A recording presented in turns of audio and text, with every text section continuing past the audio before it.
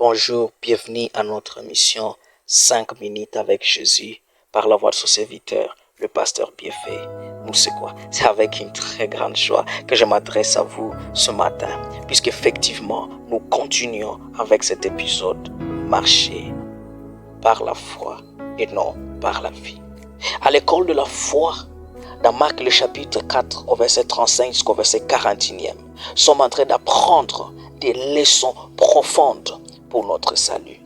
Et la deuxième vidéo, ou l'épisode précédent, nous avons appris la toute première leçon, c'est que Jésus est présent, même quand il semble dormir. Où nous avons trouvé, bien-aimés dans le Seigneur, qu'il ne confondait jamais le silence de Dieu avec son absence. Quelquefois, les difficultés viennent et nous semblons voir comme si Christ n'est pas là. Bien-aimé, quand il est silencieux, cela ne veut pas dire qu'il n'est pas là. La foi nous rappelle que Dieu agit même lorsque nous ne voyons pas son intervention, car nous marchons par la foi et non par la vie. Aujourd'hui, je voudrais que nous puissions continuer avec cet épisode dans Marc le chapitre 4 verset 37, où la Bible dit: il se leva un grand tourbillon et le flot s'est jeté dans la barque au point qu'elle se remplissait des gens. Bien-aimés dans le Seigneur, la foi, des fois, se révèle dans les temps des épreuves. Elle est éprouvée quand nous traversons des vagues et des moments terribles. Et quand vous lisez la Bible, ces versets nous montrent que les vents se sont déchaînés, les vagues ont frappé la barque et l'eau commençait à envahir déjà la barque.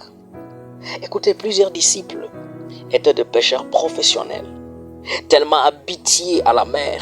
Pierre, Jacques, Jean et André connaissaient parfaitement la mer de Galilée. Ils avaient probablement affronté de nombreuses tempêtes auparavant. Mais pour cette fois-ci, leur expérience ne suffit plus.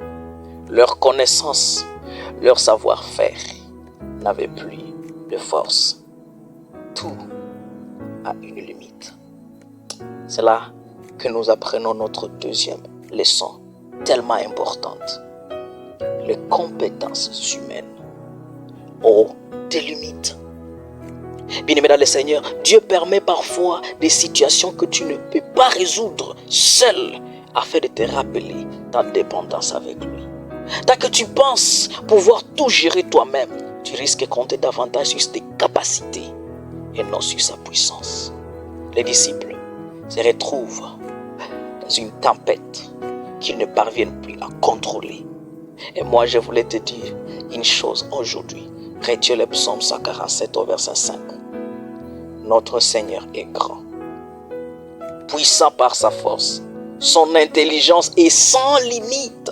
Bien-aimé, quand les compétences humaines atteignent leurs limites, aujourd'hui je suis venu te parler de quelqu'un qui ne peut jamais être limité. Le psaume 147, 5, la Bible dit: notre Dieu est grand, puissant par sa force. Son intelligence est sans limite. J'aime cet auteur, Mélodie Masson, dans le livre Ose demander plus, où elle dit: les pouvoirs de Dieu, les pouvoirs dont Dieu dispose, et sans limite. Lorsqu'il s'agit de Dieu, il n'existe pas de limite sauf celle de notre foi. Peut-être il y a quelqu'un aujourd'hui, il a essayé de fréquenter des hôpitaux pour une maladie et les médecins se sont dit: nous sommes limités, nous n'avons plus rien à faire. Peut-être je parle à quelqu'un aujourd'hui, tu traverses un problème financier.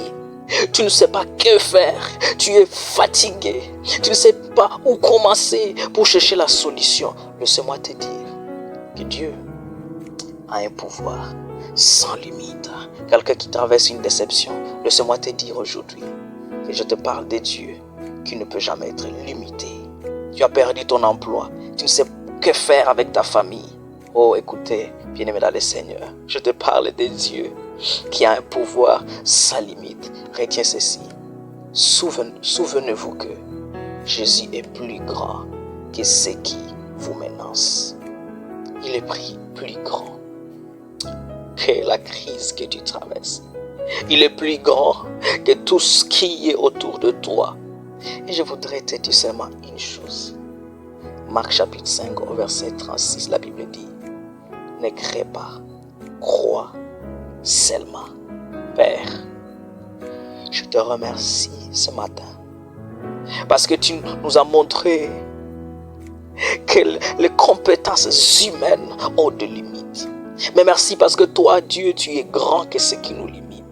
Père, tu n'es pas limité par le manque d'argent parce que l'or et l'argent t'appartiennent. Tu n'es pas limité par une maladie incurable parce que tu es le Jéhovah Rapha. Tu n'es pas limité par la stérilité parce que Seigneur, tu es le Dieu fertile. Tu donnes la fertilité. Tu as agi dans la vie d'Abraham bien qu'il était avancé en âge. Oh Père, merci parce que tu ne peux jamais être limité par nos limitations.